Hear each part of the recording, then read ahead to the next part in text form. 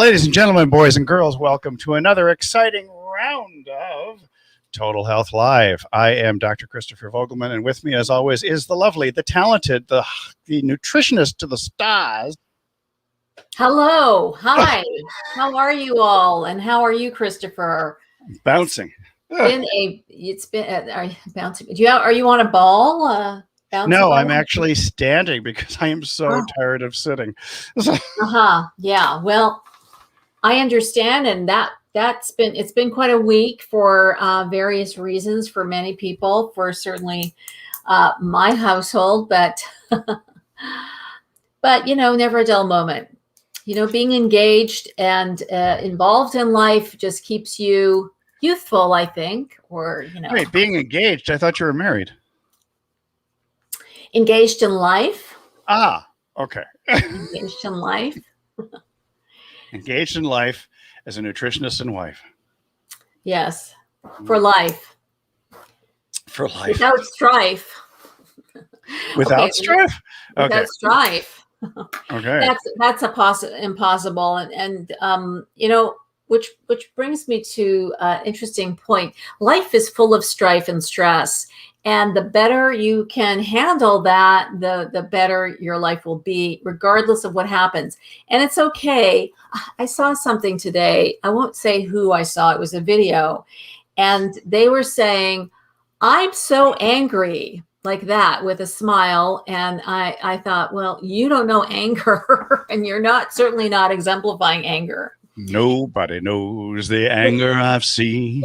In my years of clinical experience and working in counseling many of my clients, I have often found an interesting reluctance to really feel people feeling their feelings, and especially if they're negative feelings. I mean, we're always trying to feel great and fabulous and on top of the world and awesome. Wait, are we? Because I think a lot of us are trying to numb our life out with alcohol and other things. Well, I think that's kind of like how we're supposed to feel. We're supposed to be fantastic and great and blah, blah, blah. I like that. Which is not real, and it's not, that's momentary. Maybe you could feel that way for a moment or two, or a period, like a short period of time, but to feel that ongoing is not realistic. So like, one of the big keys to health is really feeling your feelings, the good, bad, and the ugly, and really not suppressing them. And just, the more you suppress a feeling or emotion, the possibility of it turning into something more negative is definitely real and possible.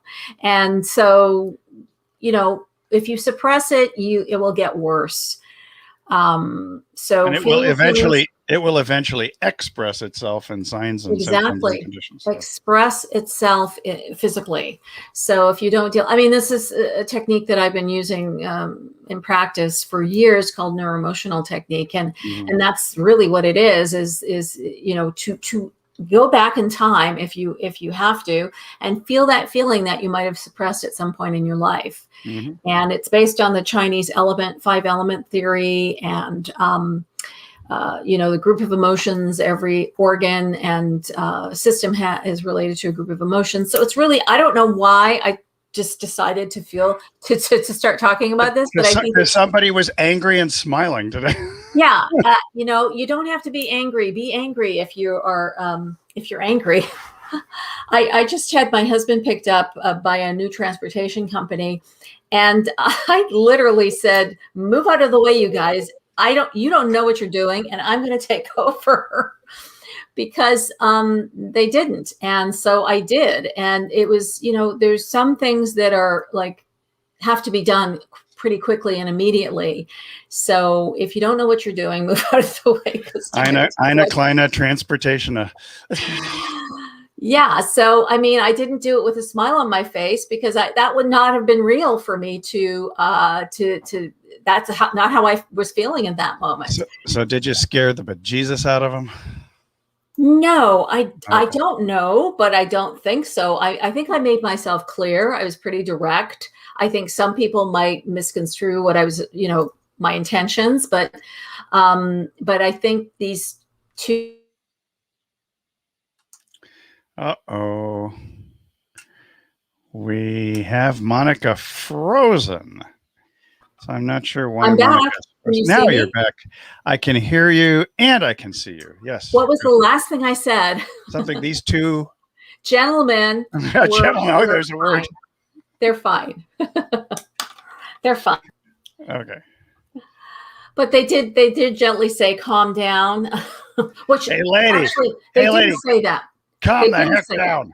They didn't say that because I think that accelerate or that exacerbates the situation. It's the worst thing they can say.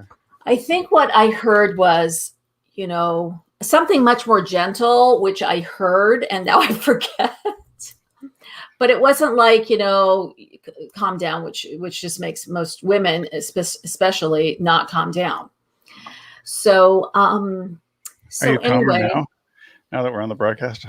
yeah, I'm calmer. I was calmer right after everything started Okay. working and they were on their way and I was on my way and I got to put on my makeup and get ready for this wonderful weekly broadcast that we do here at Total Health Live. It's I'm hoping it's strongly rather than weekly.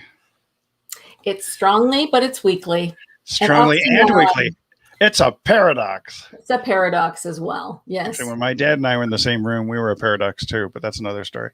Hey, so let's get on with the news. You have COVID news listed here. So we're talking maybe starting with masks before we get into vaccine stuff. Well, yes, we do our little COVID news, our little, I shouldn't call it that sounds like it's unimportant, but yes, our COVID news. I just read something about, the continued story about, why masks are not a good thing, especially there have been lifting of regulations for outdoor mask use. And so that, but I don't know what to do when I'm out walking now. Do I wear it? Do I not wear it? Do I wear it? I mean, I sort of have to look and you don't have to wear it right now. Oh, okay. I just didn't want to spread a computer virus. So No, that's an old joke already there, Christopher. It's okay, but so am I. So I kind of like surveyed the landscape the other day as I was driving, and some were wearing, some weren't, so I think I'm just going to wear when I think I need to. And if I don't think I'm going to change my behavior. I think when I'm walking, I will continue to dodge people or put my mask if I'm passing. And for the time being. For the human being. How about you? Oh, so I mean, for the most part, since if I'm in crowded areas like the Main Street and here on Orange Avenue and on Coronado Island, I will wear my mask and then dodge. I try to actually avoid the Main Street because there's so many tourists coming through who clearly are A, not wearing masks, and B, most likely not vaccinated. So I just try to avoid them in general. And it's not, I'm less concerned about catching anything than I am about being an asymptomatic carrier. Mm-hmm. Yeah. I'm more concerned about other people at this point. Yeah. So in that respect, I mean, it's very interesting. So my 13-year-old stepson is back in school and they're having longer hours, but he's only there 2 days a week. And but they do the social distancing. They do all kinds of things. Even at lunch, they're separated from each other to a degree. I think by the fall they'll be back to sort of a normal schedule type thing, but they'll probably still be doing masks, I believe. But for the most part, I mean, so the latest of the CDC recommendations is simply if you are vaccinated and you're in an open space, not around people, you don't have to wear your mask. And that makes a certain degree of sense to me. What's interesting is that there's a lot of evidence now that shows that the vaccine not only helps you to avoid catching the coronavirus, the SARS coronavirus, but it also helps you to avoid spreading it. And those are the new studies just coming out now showing that these various vaccines actually help to stop the spread as What opposed is to SARS coronavirus? SARS is just, it's a sudden No, acute I'm just, respiratory I'm just syndrome. kidding. I'm just kidding. No, but I I mean, think we all that's know what that is. the official name actually is Yes, the yes, I SARS know. I know. COVID-19. No, no, I was just kidding because I think by now everybody knows. No, you'd be surprised the number of people who have no idea what SARS means. You would be so surprised. Even other people, they don't understand that COVID-19 refers to the year in which it was discovered and promulgated. I read So, something by John Campbell, who I quote a lot. He was talking about there being signs of COVID in Italy as early as fall of 2019. yeah, that makes sense. Not in January of No, 2020. it makes total sense. Yeah. There's evidence that the COVID-19 was floating around the U.S. in Actually, December it was December summer. of Actually, I 2019. think it was in summer. I could look at his. I think Hey, it I was believe it because early. it's a pretty clear shot from China to Eastern and Western Europe. So Yeah. So so what I was thinking is, because of these rare clotting disorders, I was thinking it might be a great idea to have exemptions for some people who have potential, conditions that would they wouldn't be suitable for vaccinations, period.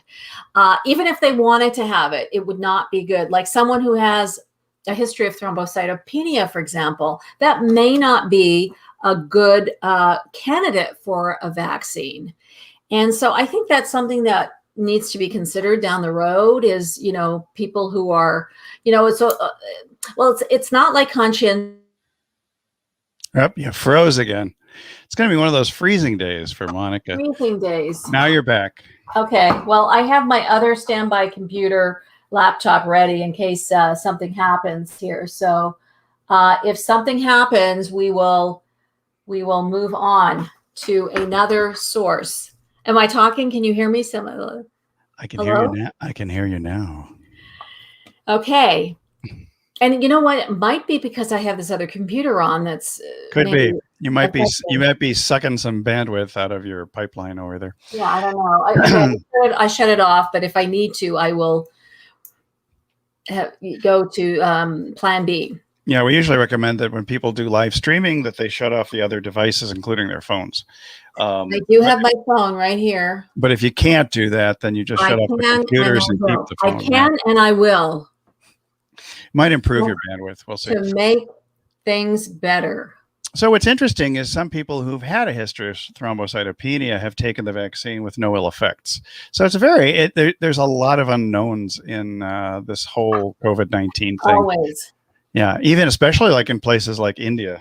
So. Yes, India. Well, that's a whole other story. It's a very sad state right now, situation.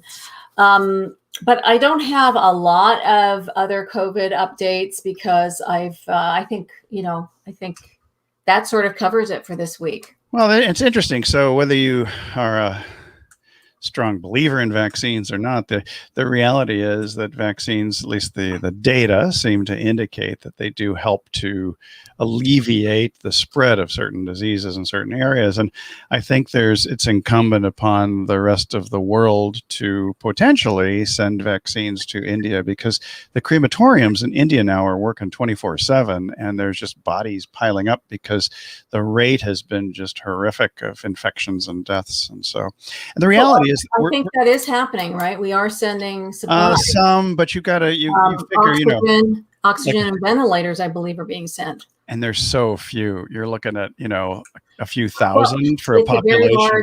There's a very large population in India. Huge. You're looking at, I think they're approaching, if they haven't already crossed, 1 billion people in the country. And it's the largest democracy in the world. People don't recognize that. And we were concerned about that. I remember talking to a cousin of mine, and we were talking about, a year ago, well, what about when it gets to India or Indonesia or Brazil? And certainly it did hit Brazil. Mm-hmm. But now India, and it's very sad, very sad. Well, you have to realize, too, that we live in a world where we are all interconnected and there are international flights all the time. So even if you were to isolate India, somebody might cross the border from Nepal into someplace else or Pakistan and find their way to the United States. So the concern mainly is that the longer the virus hangs around, the more mutations there are, and there may be a mutation, which is a particular variant, that is far more virulent or has far more severe symptoms than the current ones that are circulating around the globe.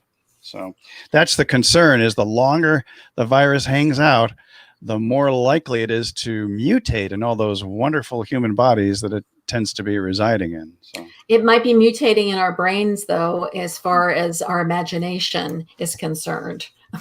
Well, except that you can indeed look at the genomes of variants and clearly see a B1117 is different than the first variant that came to the United States. But what I'm saying is that the more I'm sure you've heard, the more we focus on something, the more it becomes, the bigger it gets, right? Yeah. So but if you walk off the Empire State Building at the 102nd floor, not focusing on gravity is not going to help you. Well, that's a very gross example of what I'm trying to say. Hey, call me gross. I'm okay with that. Call me Klein. I'm okay with that because Eine kleine Monika, the little one. Hey, so why don't we go to some questions? Because Klein and gross, let me clarify. Klein and gross in German mean big and small. That's what they mean. That's why Eine kleine große. Eine große, yeah. Großmutter. That means large or big. So that's my big mother, Großmutter. Großmutter, it's grandmother. The big mother. Großmutter is grandmother. Yes. All right, so let's go to our questions. And we are having Großmutter and Mutter Mother's Day this coming Sunday, so that's wonderful. And what wunderbar. And what better treat to have is what better gift to give your mother or grandmother is the gift of health. And the gift of knowledge about how to. You're going to say the gift of an injection. No, we're moving on. We're moving on to Q&A right now. But the gift of health. I mean, hey, my Mutti and Großmutter are both 6 feet under, so I have nothing to give them this year. So. Well, they're still with you in your heart. In my DNA. In your DNA and in your heart. And unfortunately, I didn't meet my grandmothers, but I hear they were lovely, lovely people. They probably were rip-roaring party animals, from what I can tell. No, you don't think so? Hey. It's a hard life. It's a hard life for some. It's a hard knock life. Especially going through a war would, that's a hard thing. We have those histories, wars. Yeah. Burning at the stake, going through a stuff couple like that. Of wars, yeah. Once in a while, a little bit of crises come into human lives as a necessary part of cosmic evolution. So, hey, and Nancy, let's talk to Nancy. Nancy, she's from the land of potatoes, Boise, Idaho. And she says, I've been using a few shopping services. Do you think that is still the best thing I should do? Or should I venture into the stores myself, perhaps to save some money? Well, what I've heard is that using shopping services or having someone shop, having your list ready actually helps you save money. It actually is better it helps you to save money. Mo better. Spit it out. Mo better. Spit it out. Because you have this list and you're not susceptible to going into a store and wanting this and wanting, top of the mind and seeing what other things. Impulse buying, temptations abound. So, so if that was your question, was that your question? She says, I've been using the shopping services. Do you think it's best to continue to do this, or should I venture into the stores myself and perhaps save some money? Yeah, I would think, well, it depends how much the service costs. Some are annual. Like we had shipped, it was $99 for the entire year. That was no big deal as far as I was concerned. Especially last year, we used it. We used it a few times, not enough to justify it. But Amazon had Whole Foods, and we used to take a lot of Whole Foods deliveries. And actually, those were rather economical. I was surprised. So, yeah, I've used Instagram twice in the entire year because Instagram. The other Insta one. The Instacart. Instacart Okay. twice now. Instagram is now in the business. Did you know? I do Instagram delivers images. I didn't know they deliver food. I'm ready to click on the like on the. I'm going to click on those dishes and see what food comes into my doorstep. 3D printing, and they just just comes through. Perfect. So yeah, I've only used Instacart twice, and it seemed like a fine deal. Yeah, I mean, go to the store if you feel like you'd like to, if you feel comfortable, if you feel safe, and most stores operate at limited capacity. I mean, they 30% or 50% or 25% or whatever it is. The other thing is there's special hours too. So Nancy, I don't know how old you are, but I know a lot of stores have senior hours for those of, sometimes it's 60 and above or 65 and over, and maybe for a full hour in the morning. Just the older folks have all been vaccinated or running around in there. So. Yeah, but So that's an assumption, though. Do you think all older folks are vaccinated?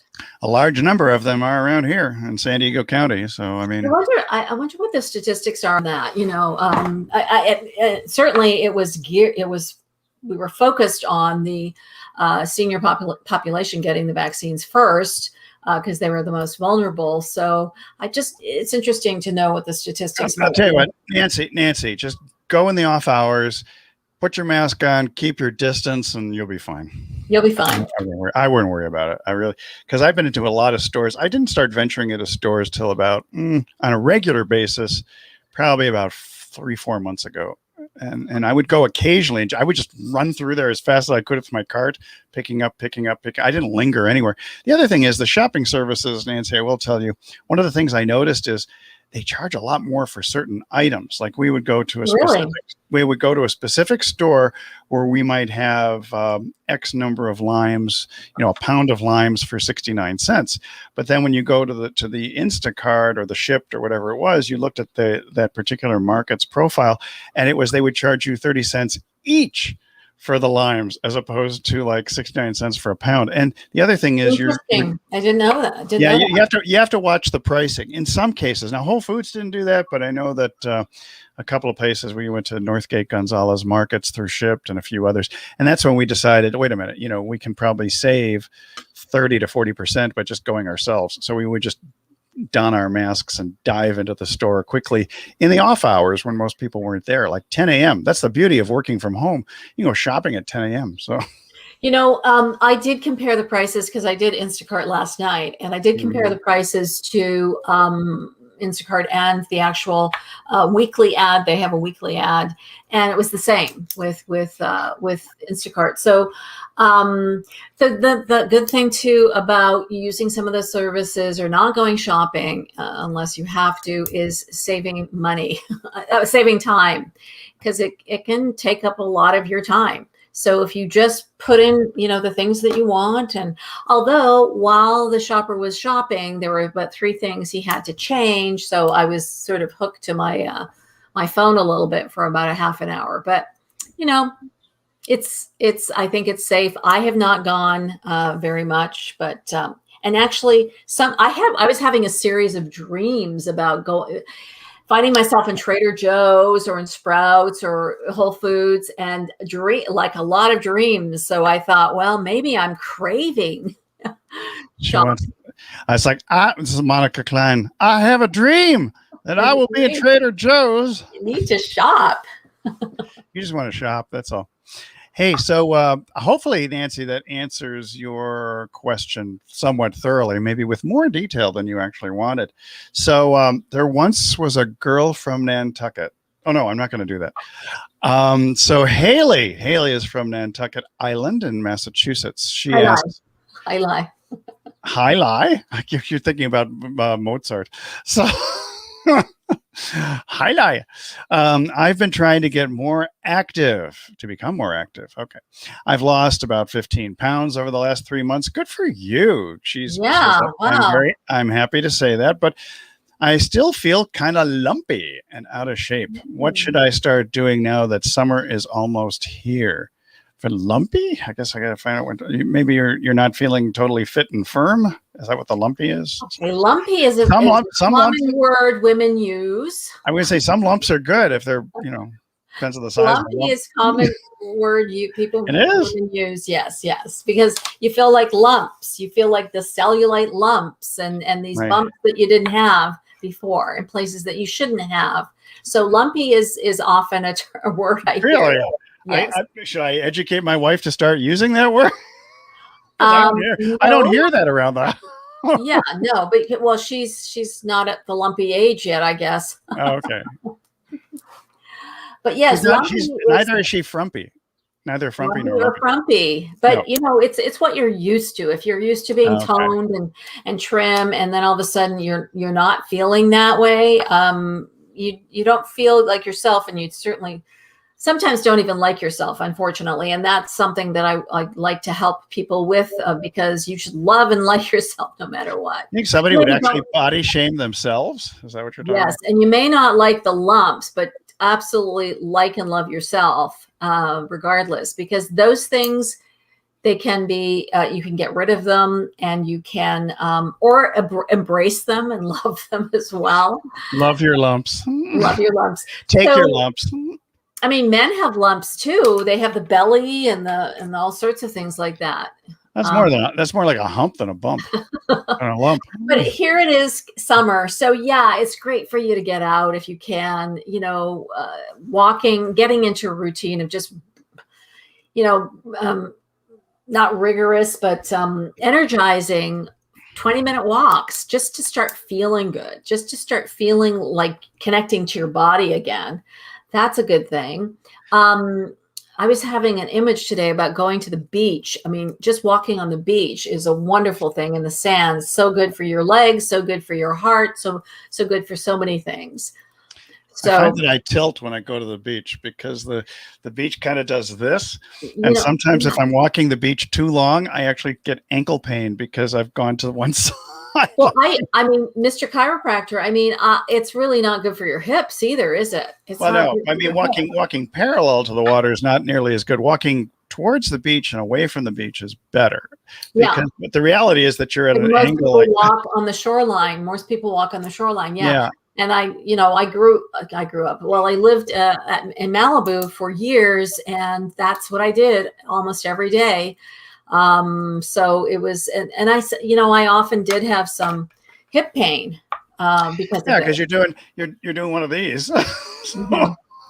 Yeah.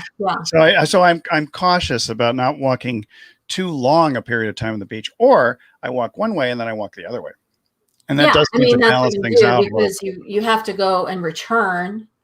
Not always, but anyway. Return, yes. You go one way and then go up towards like the Hotel Del, and then come across on the sidewalks where it's nice and flat. So, but anyway, the other thing, Haley, I would suggest to you, if you have sufficient finances, I would encourage you to maybe look at some of the home exercise equipment. I don't know if you have anything there or not, but I hear that Peloton is being recalled. It was one particular treadmill, but not the bicycle. Oh, okay. So I just briefly skimmed that headline. So thanks for clarifying that. Less skimming, more trimming. I only have time for skimming right now. There's actually a blog called Skim, and I stopped skimming because things that I used to get Skim. Yeah. I used to get the Skim. You're delivered to my inbox. I think I stopped. Skim, yeah. The Skim, yeah. So anyway, playing catch, there's a school next to me, and they have a basketball net, and I keep thinking, I'd really like to just get a basketball. Up the road also there's tennis courts, and there's a swimming pool. Swimming would be so good too. Mm-hmm. So these are great ways of getting your physical activity in gear for the summer months, pre-summer months. And also just remember that most of the lumps and bumps actually occur in the kitchen, so you might want to take a look at what you're currently consuming. So. Well, it sounds like you've lost weight though, so you must be doing something right. But you you still want to tone that body. And some people plateau. So you may be at 15 and maybe you get stuck for a little while and then you head down another 5 in a week or two. I've seen that happen many times. Right. And we don't know exactly how much you want to lose. What's your goal weight? Like 15 may be it may be 15 out of 50. It may be 15 out of 20. 20, yeah. It could be anything like that. But certainly if you've had a very sedentary life, especially the last year, you may be feeling a little more, less toned right now. So little more, less toned. Tone home. Tone home. So I hope that helps. Haley. Okay. Haley. There's a series that I've been watching called Mozart in the Jungle. It was a Amazon Prime show that was from 2015 to 2018, I think. Anyway, one of the leads, her name is Haley, but she's always called. Am I finished? What's going on? No.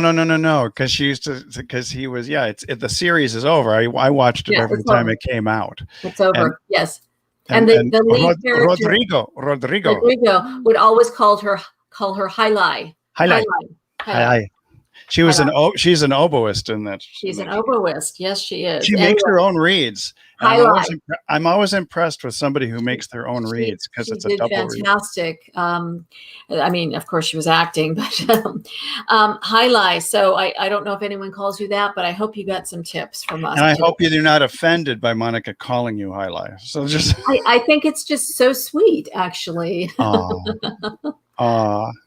So that should be helpful. And by the way, you live in a beautiful part of the world on Nantucket Island, next to all those areas, Martha's Vineyard, Nantucket. Those are those two great islands south of Massachusetts.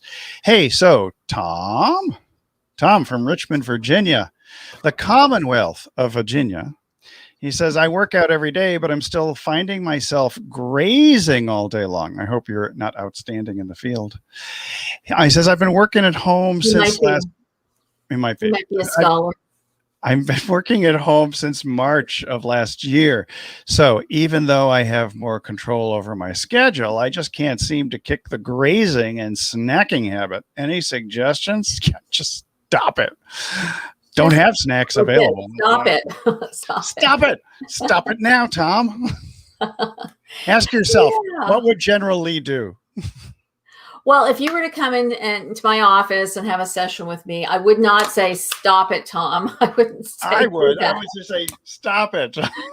Maybe in a joking kind of way, but, we'll have to look at what induces you to want to graze. Why, what are you doing before you start grazing? And if you're grazing on carrot sticks and celery, I'm okay with it.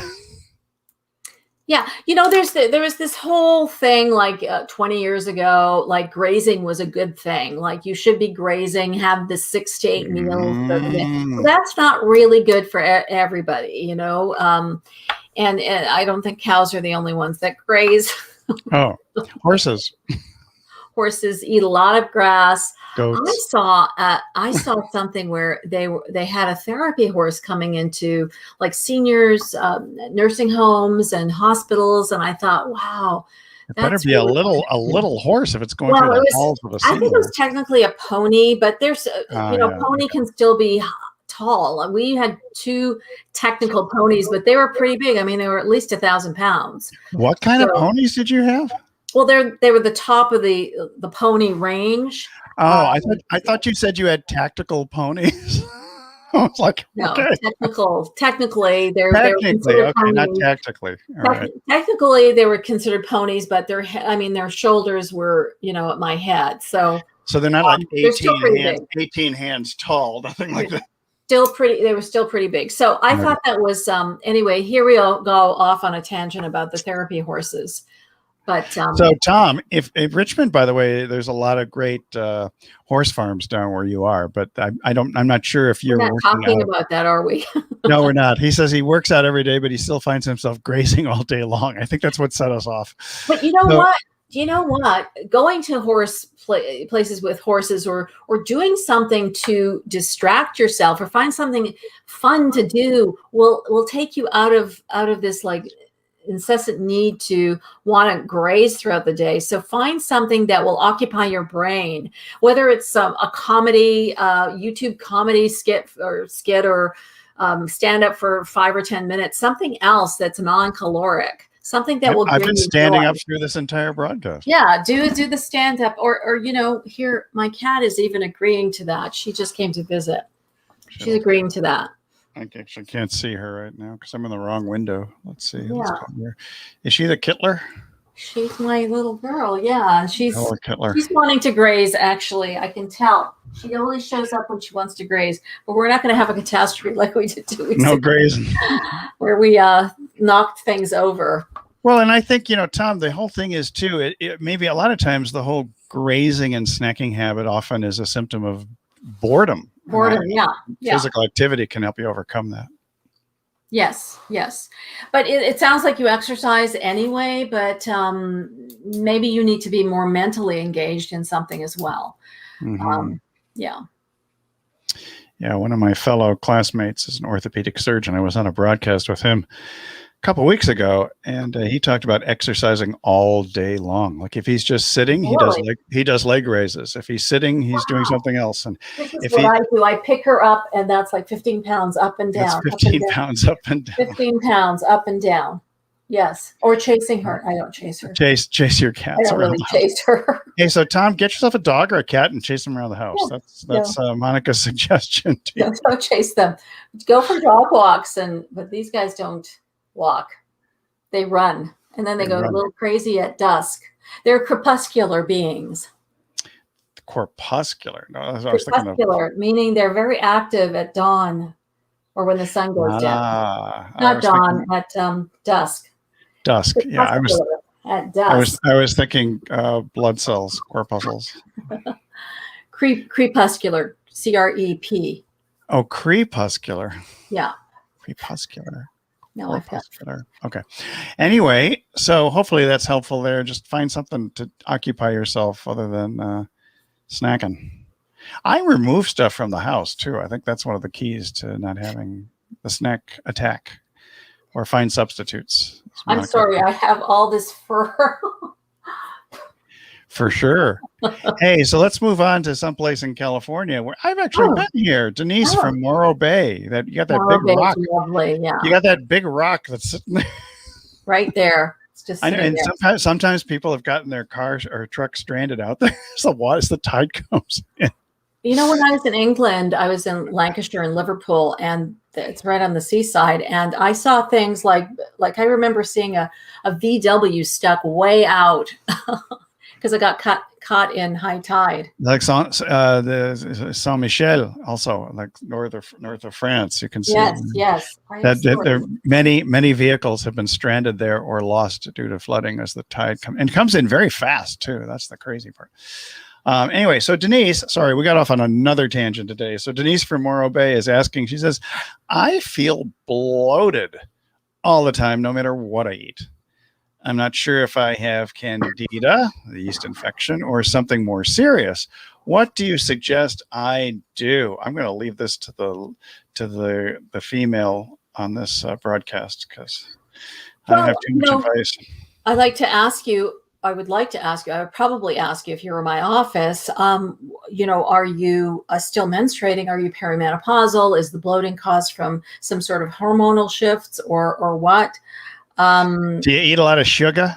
Do you eat sugar? That would definitely be probably candida related. I'm so sorry. I have cat hair all over me. It is the springtime. And springtime for Kittler. Yes. In California. Well. So, possibly you might have candida. So you want to stay away from sweets. You want to stay away from sugar for a while. Usually I recommend about a month on a candida diet and see if that helps. Usually what happens is if you stay away from processed foods and stay away from grains for a while, a couple of weeks, and then reintroduce and see what happens. That would be helpful for you too. to see. And I mean, and your diet can have a great impact too. I know that for some people, they're very sensitive to the sugars, the oligosaccharides that are in legumes like beans and other things. So if you're eating a lot of beans, a lot of split peas, a lot of all these other things, that can actually produce a lot of gas and give you a bloated feeling. I know this from personal experience. Too much split pea soup, not good. Are you still there? Or are you frozen, Monika? I am here. Oh, where are you going? Are you going to get some legumes? Are you Yes. getting a brush? Are you getting a brush to take the cat hair off? No. So I hope that helps, Denise. And maybe we should save the other two for next week. We can. We're running out of time here. You're running out of time. Okay. Yeah. So Steve and Dina, we're going to hit you up next week. Next week. And you have a healthy week, everybody. All right. Ciao for now. Be back here a week from today, because if it's Friday, it's Total Health Live Day. And for all your mothers, happy Mother's Day. Happy Mother's Day. Enjoy yourselves on Sunday. I think there's also a separate Grandparents' Day, so you can. Yes. We'll see what happens. I'm a mother. A fur baby, fur baby, or Kittler. Fur baby. Okay. All right. Bye. See you next week.